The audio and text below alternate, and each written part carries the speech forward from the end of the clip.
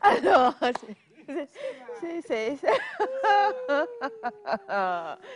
oh Seigneur, il faut nous séparer de la classe. C'est que il faut plus laisser monsieur Ataï et moi dans la même classe. C'est pas bien. Parce que tous les deux, nous avons beaucoup le sens de la répartie. Et personne n'aime laisser son ami. Donc, il va falloir, monsieur Daouda, je veux que vous nous auscultiez.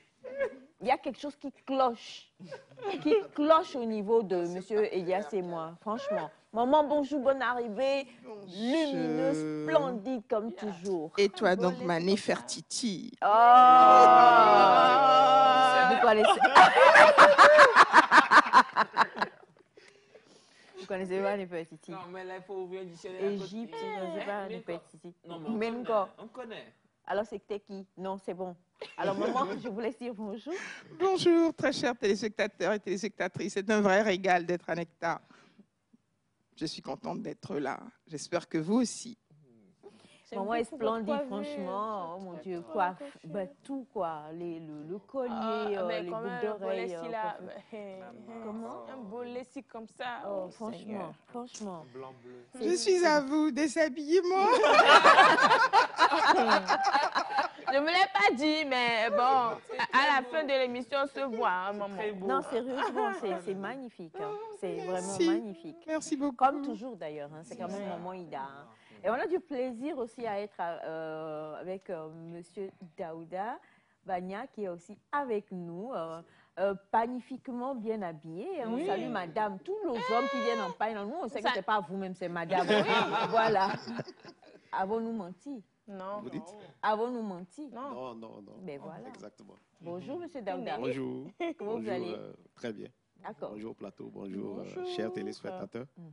Ravi Beaucoup d'être nous ont quand encore. même écrit hein, pour dire qu'on ne vous a pas laissé parler du score. Nous, tout ce qu'on sait, c'est qu'on a beaucoup appris. Attendez-nous pour les prochains matchs. C'est en décembre, là. C'est en décembre. Voilà. C'est en décembre. C'est en décembre. Bah, écoutez, nous parlons santé encore une fois aujourd'hui. Et vous le savez, hein, le corps va avec l'esprit. Et donc, c'est tout bénéf pour nous d'avoir tant maman que d'avoir également notre psychologue maison sur le plateau. La fois dernière, on avait parlé de, de la perte du bébé, la mort, comment on dit, périnatale. Hein, et vous aviez reçu plein de messages, de témoignages. Oui, et il y a une dame, et je veux vous faire intervenir dessus, qui dit que, bon, enfin, vous savez, c'est un couple, comment je vais dire, de nos temps. Ah, okay. Parce que lorsque elle dit que monsieur était avec elle durant tout le parcours de la grossesse et monsieur était là quand elle a accouché. Malheureusement, l'enfant est parti. Il a été réanimé en vain, voilà. comme on dit. Ah, voilà. L'enfant a été réanimé en vain parce qu'il y a eu une question de cordon et tout. Et depuis que cela s'est passé, monsieur, bah, monsieur passe à l'acte, mais ne permet pas que ce qui doit pouvoir permettre une grossesse puisse arriver. Au point que monsieur demande à madame maintenant qu'ils adoptent et qu'ils ne fassent pas, qu'il n'y ait pas de grossesse en fait. Donc c'est un problème qu'elle a emmené en famille, voir la famille du monsieur, mais bon, il n'y a pas de solution, monsieur est bloqué. Alors, elle voudrait déjà avoir des apports et mais madame nous suit, hein, donc voilà. Il y a une chose,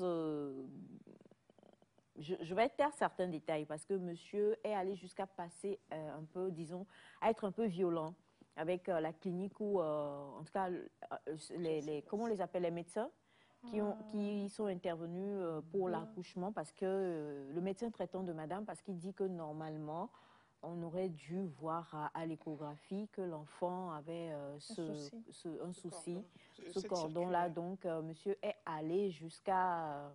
taper. Non, il n'a pas porté plainte. Je crois que ça doit être le médecin qui devrait porter plainte si c'est né, parce que monsieur est allé... Il a fait des choses pas très gentilles au médecin, comme porter main, comme prendre la clé pour érafler la voiture du médecin. Voilà, donc c'est un lourd problème dans le couple aujourd'hui et voilà, juste à... désolée, ma phrase n'est pas bien. On ne peut pas dire juste à cause parce que on en a parlé la fois dernière, c'est quelque chose de lourd. Et là, c'est plutôt madame qui s'en sort, on va dire, un peu mieux que le monsieur.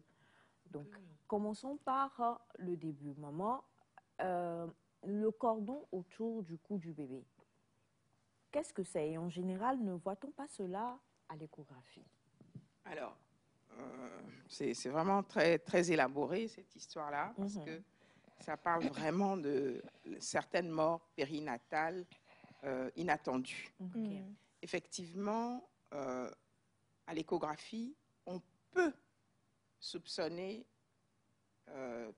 voire même diagnostiquer les circulaires du cordon autour du cou, parce qu'il faut un appareillage spécial qui s'appelle le Doppler et qui permet d'attester la circulation sanguine dans les vaisseaux. Donc, si on a cet appareillage-là... Du bébé ou bien de la dame? Autour du cou du bébé. OK. Donc, si on a cet appareillage-là, on peut, avec précision, suivre le parcours du cordon et voir qu'il y a 2 artères, une veine qui se baladent quelque part au niveau de la nuque, au niveau du sillon du cou. Et à ce moment-là, on commence à devenir prudent. On peut soupçonner les circulaires du cordon chez des bébés qui restent très longtemps en siège avant de finir par tourner. Parce que habituellement, vers la 26e, 28e semaine, la tête devient plus lourde et elle a tendance à venir en bas. Et le bébé progresse normalement comme ça jusqu'à l'accouchement. Mais un bébé qui se tord, qui se tortille, qui est tantôt en transversal, tantôt le siège en bas, tantôt, on peut se demander qu'il a des problèmes de cordon. Et quelquefois, ces enfants-là peuvent naître avec 2 circulaires autour du cou, une bretelle, un nœud autour du pied. Ça arrive. Mais souvent, il faut être à l'écoute de ces bébés-là en fin de grossesse et voir quelle est l'altitude qu'ils s'autorisent.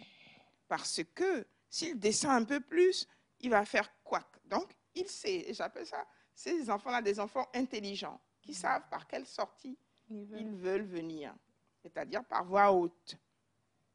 Donc, au moment de faire le pronostic de l'accouchement, il faut ne pas brutaliser l'accouchement, il faut faire un accouchement en douceur et suivre le parcours du bébé. Dès que les bruits deviennent un peu saccadés, parce que c'est ça qu'on surveille aussi au fur et à mesure, saccadés, trop bas pour la circonstance, ça veut dire que si ça descend un peu plus, le bébé ne va plus remonter. Or, les bruits du cœur du bébé, c'est 130, 150, la norme. Donc, il ne faut pas que ça descende en dessous. Quand ça vient à 120, 110, il faut se dire qu'il y a un problème de cordon et commencer à préparer l'équipe. Voilà.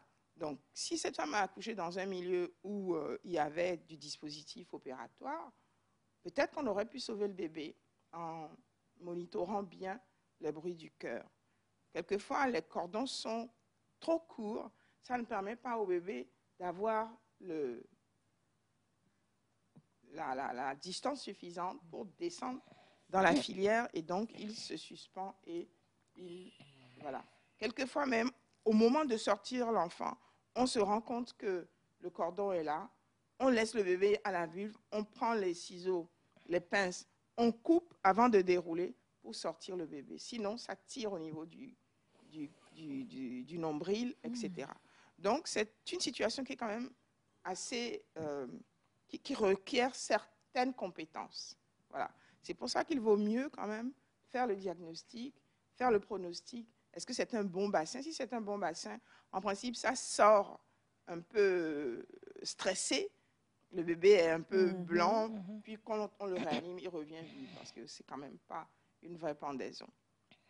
Voilà ce que je peux dire sur la technique. Maintenant, quand on sort le bébé, il faut tout de suite désobstruer l'oropharynx, soit l'aspirer, et tout de suite l'oxygéner. Soit vous avez les appareils, soit vous faites du bouche à bouche, soit vous... En tout cas, la plupart du temps, on a une bonbonne d'oxygène et on peut, avec les... réanimer. Voilà, on le réanime. D'accord? Il y a un appareil comme ça qui permet de réanimer. Et on lui envoie des solutés, du glucosé, du bicarbonate pour le rééquilibrer rapidement. Et si on a la chance, il pousse son premier cri. Et c'est bon. Ça veut dire que tout ça n'a pas trop duré. Donc, si la descente dans la filière n'est pas bonne et que c'est trop long, ça pose un problème. Maintenant, le troisième facteur, c'est le mari dans la salle d'accouchement. Il faut que ces maris-là aient suivi la grossesse régulièrement avec la dame et que, pardon, on connaisse un peu leur stabilité. Parce que ce monsieur, il a été bloqué psychologiquement. Donc, je vais rapidement passer la parole à mon ami Daouda, parce que ce n'est pas... il peut s'imaginer plein de choses. On a laissé mourir son bébé, etc. Alors que le médecin a fait tout ce qui était en son pouvoir. Et que cette distance-là a été le problème. Il faut voir que la filière génitale est assez périlleuse pour le bébé parce qu'il doit tourner, remettre la nuque vers le haut pour pouvoir glisser et sortir. C'est ce que nous appelons des mouvements d'asynclitisme. Et il bouge, il fait tout ce qu'il peut. Donc, si le bassin est quelque peu tunnelisé, pas normal, bah, il peut y rester plus longtemps qu'il ne faut. Et surtout si c'est avec un cordon. Donc, il y a tous les éléments qu'il faut. On ne doit pas la faire pousser trop tôt. Elle doit être vraiment à complète. Et là, c'est juste un jet. Et à ce moment-là, on peut sortir le bébé. Donc, il faut qu'ils comprennent que sûrement les gens ont fait tout ce qu'ils ont pu, mais que le cordon était trop serré, qu'il y en avait peut-être plus qu'il ne fallait. Et il faut pardonner, quoi. Alors, monsieur Daouda, bon, là, on a commencé avec mais tout ça, ça a un laps de temps, maman, avant que, sinon l'enfant, quand il sort avec le cordon comme ça, il y a un laps de temps quand même pour qu'on puisse... Il faut le dérouler rapidement et voir si on apprécie comment il est, est-ce qu'il crie, est-ce qu'il a du tonus, est-ce qu'il respire, on apprécie le cordon et on part à tous ces éléments-là. C'est une affaire de 1 minute, de 5 minutes, 10 minutes et on apprécie comment il réagit. Donc c'est vraiment rapide. Toute la table est mise, tout est au point pour accueillir bébé. D'accord. Mais du coup, alors notre ami qui a fait tout ce parcours, et on va essayer de le comprendre, parce que je me dis, un homme qui va jusqu'en salle d'accouchement, à quel point il attendait ce bébé. Il y en a qui vont peut-être même peut-être filmer ou être le premier à prendre ce bébé. On les autorise à couper le cordon.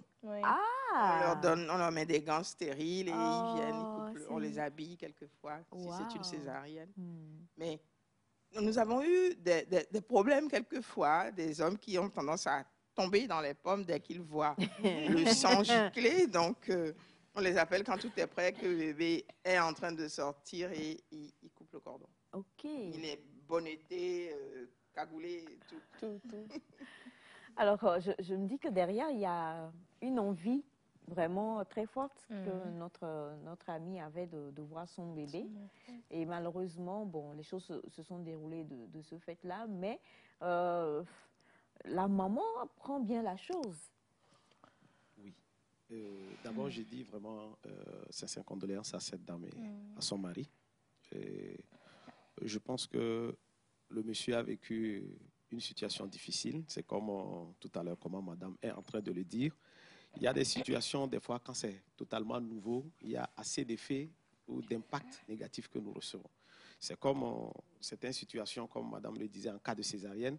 Vous qui n'aviez jamais assisté à ces genres de situations ou d'opérations pour votre première fois, il y a déjà la possibilité même de faire une hypoglycémie devant cette situation. Quand on voit le sang jaillir, on pense tout à l'heure qu'on pouvait supporter, mais en situation, on peut vraiment tout à l'heure avoir d'autres effets biologiques qui vont nous mettre déjà dans un état.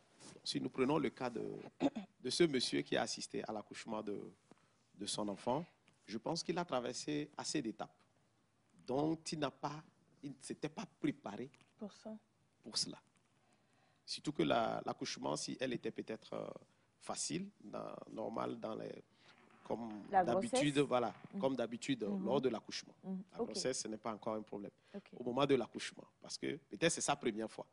Il n'a jamais assisté à cela. Et c'est des processus vraiment extraordinaires. Et ça suscite tout de suite des interrogations sur le plan mental. On se pose vraiment des questions par rapport à cette genèse-là et à tout ce processus qui se met. Qui doit en place. préparer un Le papa parent. qui a envie d'assister? C'est le médecin? Vous allez voir dans gynécologue? le Ou médecin un gynécologue, soit psychologue? c'est la sage-femme qui suit la dame, ou soit si dans le centre, ils ont un psychologue dans le service de maternité, il peut faire ce travail-là pour préparer le monsieur avant la situation. Donc, vous allez voir ce monsieur qui assistait à cet accouchement, dès que ça commençait pas à tourner mal, parce que comme madame venait de l'expliquer, avec un enfant qui a des cordons et tout, ce n'est pas aisé. Et dans cette situation, il faut sauver l'enfant très tôt. Parce que pour éviter le décès ou le fait que les séquelles, le fait que l'enfant vive avec un retard psychomoteur et tout, il faudrait que dans les 3 minutes, l'enfant pousse le premier cri. Sans ça, vous allez voir que les dégâts vont commencer par suivre. C'est pourquoi vous allez voir à l'accouchement dans toutes les maternités, quand l'enfant ne pousse pas les premiers cris, on le pince, on fait tous les gymnastiques pour que l'enfant pousse. Ce premier cri-là, en réalité, fait monter assez d'oxygène pour les cellules cérébrales et ça permet le renforcement du cortex cérébral qui se met en place. Dans la genèse, elle est là, mais ces premiers cris permettent cette terminaison de mise en place du cortex cérébral. Donc, quand toutes ces procédures manquent, d'abord, il y a les conséquences qui vont suivre. Et maintenant, l'oxygénation est très, très importante parce que les cellules du cerveau, leur nourriture, donc les éléments qui leur permettent d'être en vie, c'est l'oxygène. Et c'est des cellules qui ne se multiplient pas, il ne se pas comme les cellules de la peau où il y a la métastase et la production. Nous naissons avec notre cortex cérébral et nous grandissons avec. Donc, quand on perd une cellule en ce moment-là, c'est qu'on l'a perdue à jamais. Donc, ça fait que c'est un travail très, très, très minutieux. OK, devant cette situation, d'abord, quand le fœtus commence par sortir comme ça, vous allez voir même l'équipe médicale même met des stratégies vraiment pour pouvoir sauver. Parce qu'ils connaissent déjà le début et l'aboutissement. Si on rate quelques secondes, ce que ça peut engendrer. Mais les clients, ils ne le savent pas. C'est-à-dire le monsieur et sa femme, ils n'ont pas de notion par rapport à cela. Donc, ils font de leur mieux. Et ça marche quelquefois, mais quelquefois, ça ne marche pas. Maintenant, c'est des informations qui manquent à ce monsieur-là. D'abord, il n'a pas pu supporter et il n'avait pas dans sa tête ces faisabilités-là. Maintenant, vous l'avez su dire au premier abord ce que représentait cette grossesse pour le monsieur. C'était un facteur très important. Mais vous allez voir le fait qu'il suit la dame et tout ça, ça veut dire que c'est un fœtus très, très, très important pour ce monsieur. Et voir la situation qui s'est produite, l'enfant qu'ils ont perdu. Tout à l'heure, c'est un choc émotionnel très, très, très grand. Donc, ce choc-là, dans un premier temps, bouleverse le monsieur. C'est-à-dire qu'on dit, il se perd, c'est un traumatisme fort, et il ne se contrôle plus. Il perd son degré de contrôle. Et vous allez voir par la suite, tout à l'heure, il essaie de mettre en place, l'organisme essaie de mettre en place des mécanismes de défense. Et dans ces mécanismes de défense, vous allez voir d'autres réagir, d'autres adopter des attitudes ou comportements. Donc, ce qui explique la réaction du monsieur qui a cherché à violenter le médecin ou le personnel, le dispositif qui est là. En réalité, ce monsieur doit comprendre que pour ces genres de travaux, il faut un plateau technique. D'accord? Un plateau technique, qu'est-ce que je vais dire par là? Le dispositif. Madame a dit tout à l'heure, même lors des échos, il faut des appareils à un seuil de capacité donnée pour pouvoir détecter ces genres de situations plus tôt. Mais est-ce que le centre ou l'environnement dans lequel ils sont a tous ces dispositifs-là? Donc ce monsieur, on doit lui faire comprendre tout cela pour comprendre que ce n'est pas la faute tout à l'heure du médecin parce que c'est un spécialiste, il a prêté serment pour ça, il est là que pour sauver. Donc, il doit comprendre la situation avant de pouvoir pardonner. D'abord, il y a l'ignorance qui est en vue dans cette situation-là. Non seulement le choc, qu'il a vécu, il y a l'ignorance aussi qui est en place parce qu'il ne maîtrise pas les informations autour de cela. Et en venant à cet accouchement, il n'a pas préparé, il ne s'est pas préparé à toute situation. Donc, c'est ce que les gens doivent comprendre. Pour des situations où la vie est critique, on doit s'attendre aux deux résultats. On ne souhaite pas, mais mentalement, on doit se préparer. Non. Vous comprenez? On doit se préparer. Vous aviez insinué quelque part, la dame s'en sort. Mais le monsieur, non. Oui, parce qu'elle dit que depuis que l'événement tragique a eu lieu, le monsieur accepte d'avoir quand même des relations avec son épouse, mais il bloque, quoi. Il fait tout pour ne pas... Voilà. Bien sûr, parce que la situation, le monsieur a vécu, d'accord, cette situation difficile qu'il a traversée, il ne souhaite jamais revivre cette situation. Donc, c'est bloqué. Maintenant, à tout moment où il sera en train de faire l'amour avec sa femme, il se dit, c'est possible qu'une grossesse revienne à nouveau. Et vous allez voir, dans cette situation, il va toujours bloquer parce qu'il évite. Donc, il a déjà, dès lors, une phobie de la grossesse. Le monsieur vit déjà une phobie de la grossesse. Il ne veut plus. Donc, on peut avoir phobie de grossesse. Bien sûr. D'accord. Donc, il y a ça qui s'est déjà implanté chez lui.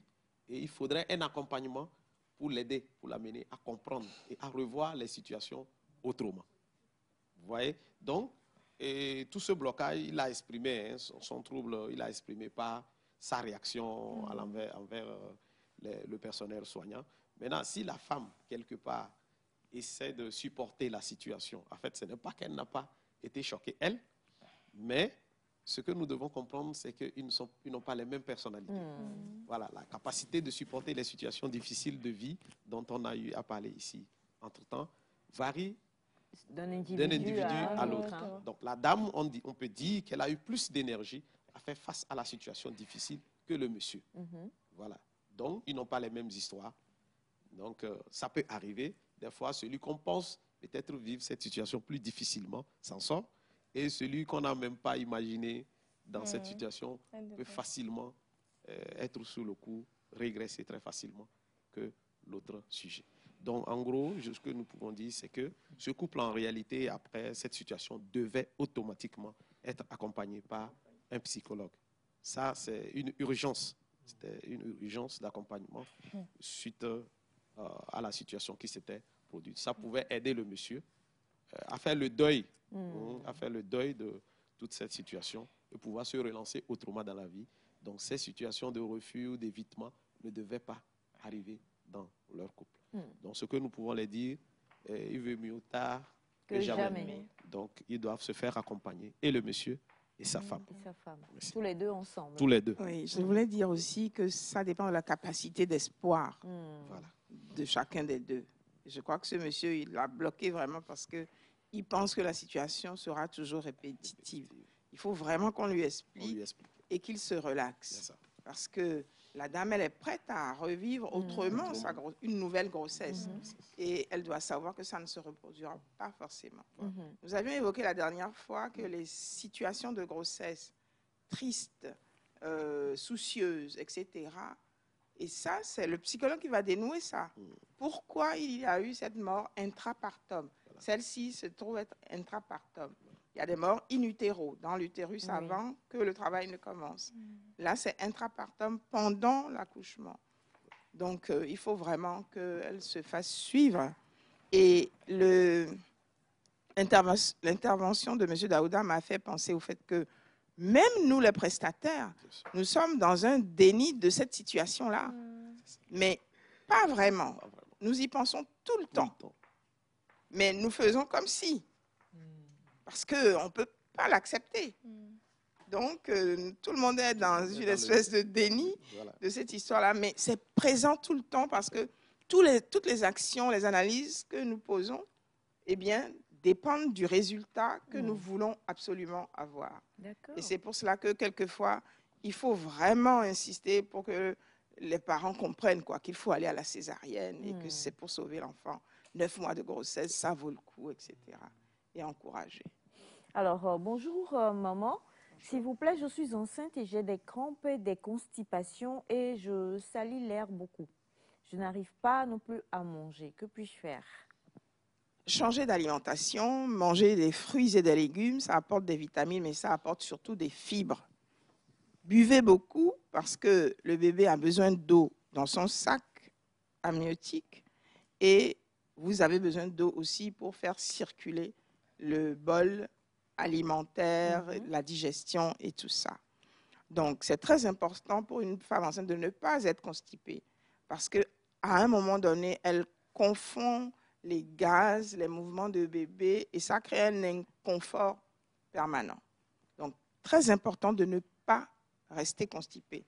Mangez des fruits, mangez des légumes, parlez-en à votre médecin. Si vous avez une constipation terminale, parce que vous faites un travail tout le temps assise et que l'utérus pousse déjà sur les éléments intestinaux en bas, eh bien, on vous donnera des choses pour exonérer vers la fin. On vous fera peut-être des petits lavements si vraiment c'est désespéré. Mais nous avons des médicaments qui permettent de laxer tout doucement et de permettre une bonne progression du mouvement intestinal. Voilà ce que je peux dire. Maintenant, elle a beaucoup de gaz, elle a des crampes. Voilà. Les crampes, c'est l'hypomagnésémie, le manque de magnésium. Donc, manger beaucoup de lait de coco, noix de coco. Attention, le lait de coco, ça fait grossir les bébés très rapidement. Donc, manger de l'huile de coco, la banane, c'est très riche en magnésium.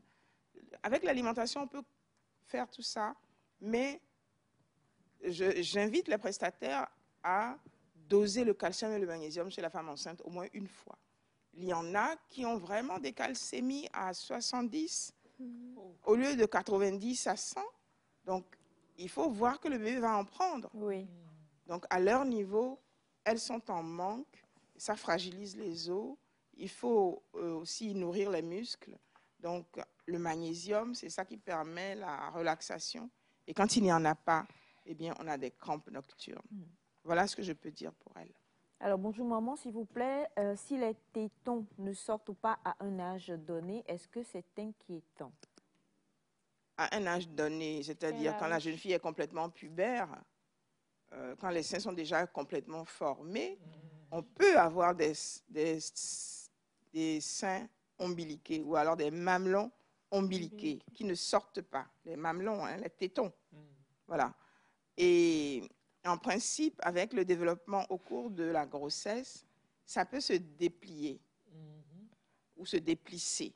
Mais ce n'est pas évident. À ce moment-là, nous avons des techniques d'aspiration toutes douces à la seringue pour faire sortir le mamelon. Mais une fois qu'elle a accouché, un mamelon, ça ne se tripote pas pendant la grossesse parce que vous risquez de faire surgir le lait et c'est préjudiciable.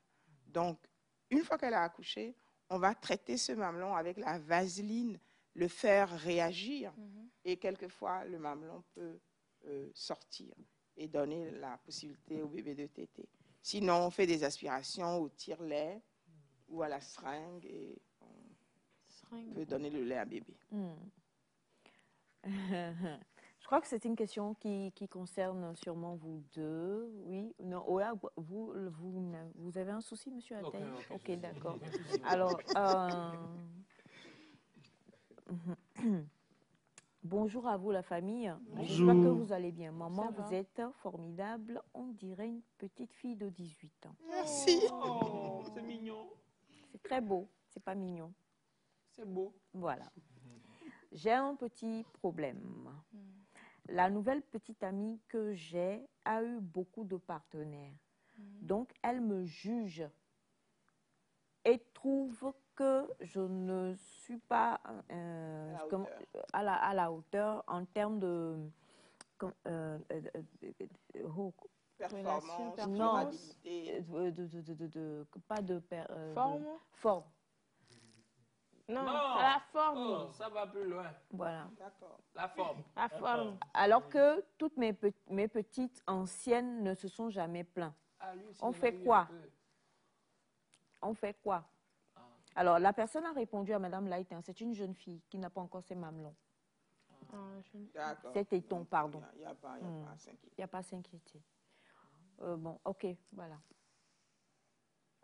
Parole à M. Daouda. Ah bon, Monsieur Daouda. Ok, merci. Je pense qu'en réalité, ce monsieur, je pense que c'est un monsieur qui a envoyé Oui. je l'ai dit ici, entre-temps, pour la satisfaction en termes de rapport sexuel, ce n'est pas la taille qui fait vraiment jouir. La forme. Monsieur, Pas la forme. Oh. Oui, allez. Monsieur Daouda. Oui. Lui, la dame. Oui, celle qui j'en viens, compare. j'en viens. Oui. Il n'est pas tranquille. Donc, ce n'est pas exactement cela. Je pense que c'est la qualité toujours, hein, parce que la manière dont l'appareil génital féminin a été conçu, elle s'adapte, elle prend la forme de ce qui lui pénètre en fait. Est-ce que vous comprenez? Oui, Donc, donné. sentir la forme, la plupart du temps, c'est un faux problème. C'est un faux problème parce que quand la qualité n'est pas là, on trouve ces différentes astuces pour justifier. Mais en réalité, ce n'est pas là le problème se trouve. Le problème est ailleurs. Le problème est ailleurs. C'est-à-dire que dans ce couple-là, le monsieur ne pose pas un acte de qualité. Qualité. Et la dame compare avec les avec anciens. son expérience Et parce que c'est parce que les anciens avaient une autre... voilà, une autre parce qualité. qu'elle a eu à vivre d'autres expériences. Elle a eu à vivre d'autres expériences. Ce n'est même pas forcément en termes du nombre de personnes qu'elle a rencontrées. Ça ne joue même pas. Elle pouvait connaître juste une seule personne. Elle s'habitue sur ce système-là. Dès qu'elle change de partenaire, quand ce n'est pas la même chose, voilà, elle commence par analyser. Vous allez voir, c'est pareil aussi chez le masculin comme féminin. Quand on change de partenaire, il y a ces différents aspects qui sont mis en jeu. Mais pour pallier à tous ces problèmes, c'est la qualité du rapport qu'il faut changer. Et ça, des gens pensent que c'est anodin, mais des fois, ça s'apprend. C'est quoi la qualité de rapport dont vous parlez? La qualité de rapport sexuel, c'est de penser, d'accord, à la partenaire. Des fois, quand on passe au rapport sexuel, la plupart du temps, beaucoup pensent à eux-mêmes. L'envie qu'il a, le désir qu'il a. Mais si ces anciennes petites amies ne se sont jamais plaintes, oui, c'est que quelque part, monsieur... À eux, là. Pas forcément. Maman! Ah oh, okay. Elias, là. Je vais donner une précision là-bas. Des fois, on n'a pas cette compétence, mais par hasard, on tombe sur des personnes où le hasard fait qu'il y a concordance. Est-ce que c'est une compétence à avoir? Oui, c'est une compétence à avoir. Ça s'apprend. Ça s'apprend. C'est ce que M. Daouda vient de dire. Ça s'apprend. Les compétences. Je peux faire un ajout très innocent. Non, on ne peut pas laisser ça. Bon. Pasteur Vignon, non, merci. Bien sûr, le Saint-Esprit dit, oui, allez-y. Tu veux vraiment écouter? Non, il faut savoir que d'abord... Lorsque Jésus pleura... Voilà, Monsieur Daouda, poursuivez bien, maman. D'accord. Non, je voudrais dire que en matière de rapport, il faut s'en tenir à l'absolu du moment. Donc, déjà, on va dire à madame, ne comparez pas. Vraiment, ne comparez pas. Oubliez tout ça parce que tout ça vous a fait qui vous êtes aujourd'hui. Mais quand même, c'est la relation d'aujourd'hui qui compte. C'est aujourd'hui, le présent. C'est un cadeau pour vous. Donc, prenez-le comme ça et ne comparez pas avec ce qui s'est passé hier parce que ça, vous ne le tenez plus. Hein. Et ce présent, si vous ne le chérissez pas, vous risquez de gâter l'avenir. Donc, parole de sagesse, tenez-vous-en au présent. Chérissez ce monsieur-là dans l'absolu, quoi. Comment il est? C'est lui, ça. Et analysez les problèmes avec lui, discutez ensemble. Ah oui, je trouve que tu as une courbure qui me fait mal, je ne comprends pas. Dites ce que vous ressentez sur le véritable élément qui vous gêne dans la forme, dans la... Je ne sais pas ce qui se passe. Voilà. Merci beaucoup. Si je peux ajouter, je pense que exactement c'est ce que madame vient de dire. Tout ça rentre dans les performances et la qualité du rapport sexuel. Dans un couple ou dans une relation amoureuse, il faut la participation de l'un et de l'autre. C'est très important. À leur niveau, il faut vraiment de la communication. De la communication. De la communication. Et puis, au fil du temps, elle a trouvé un nouveau partenaire. Tout à l'heure, ça ne peut pas être comme ce qu'elle a vécu par le passé. Si elle le fait, quelque part, c'est que l'expérience vécue, il y a eu des expériences qui l'ont marquée vraiment et qu'elle a toujours gardé ces sensations-là. Et espère revivre cela. Mais elle doit comprendre que ce ne sont pas les mêmes personnes. En fait, c'est l'aspect très... Voilà. C'est là parce que le monsieur a posé la question de savoir qu'est-ce qu'il va faire. Donc, on n'a pas encore donné vraiment la solution. Il se fait accompagner. Le monsieur? Oui, ou la dame.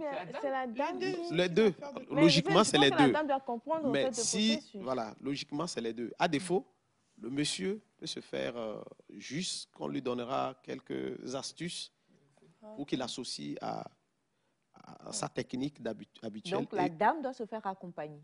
Les deux. Les deux, normalement. Mais à défaut, le monsieur peut chercher un accompagnement où on va renforcer tout ce qu'il a comme capacité pour maintenant normer la situation à défaut de la participation de son partenaire. Parce qu'il faut comprendre aussi, j'aimerais bien ajouter ça, il faut comprendre aussi que si par exemple l'homme par le passé a eu des relations et qu'il n'y a jamais eu ce problème, il ne faut pas dire qu'en réalité, le problème n'était pas là. Peut-être que les autres petits amis n'ont pas manifesté cela. Donc le problème peut être là depuis, mais pour le reconforter dans sa qualité d'homme, les anciennes petites amies n'ont pas manifesté cela. Il y a ça aussi qu'il faut souligner. Voilà. Ben, merci beaucoup. Vous avez donc besoin de vous faire accompagner avec votre chérie. Allez voir un sexologue ou bien un psychologue et puis on va vous... Et lui, on fera un renforcement technique, je crois. Voilà. Ils ont insisté sur renforcement. Alors, je vais quand même lire ce message. On est à la fin de l'émission. Bonjour à vous. Merci beaucoup au groupe pour cet entretien enrichissant. Vous êtes formidables. J'aimerais savoir pourquoi certaines sages-femmes laissent les femmes durer longtemps lors du travail d'accouchement. Et cela conduit très souvent au décès du bébé. Alors, on a un autre message. Non, c'est pour une prochaine. Bonjour à tous, merci à la TVT. Coucou à Monsieur Bagna depuis Gléy. À Madame, merci pour son aisance en français. Je suggère qu'elle soit enseignante. Comment réduire le taux élevé de grossesse chez nos jeunes filles de moins de 20 ans? Voilà. C'est aussi pour... Alors, nous donnons deux termes, le partogramme pour le suivi du travail. Français, non? Non, ça c'est un terme, partum, partogramme, monitorage de l'accouchement, voilà, le partogramme donc. Et pour les jeunes filles, il y a des systèmes, des contraceptifs de plus en plus élaborés. Voilà, numéro de téléphone, maman. 90 35 40 94. 90 35 40 94. Monsieur Daouda. 90 84 91 79. 90 84 91 79. Allez, on se retrouve la semaine prochaine. D'ici là, passez un excellent week-end. Match aujourd'hui à partir de 16h. Au stade de Kégué. Merci à Monsieur Kolani et à toute l'équipe. On vous aime. Bye bye.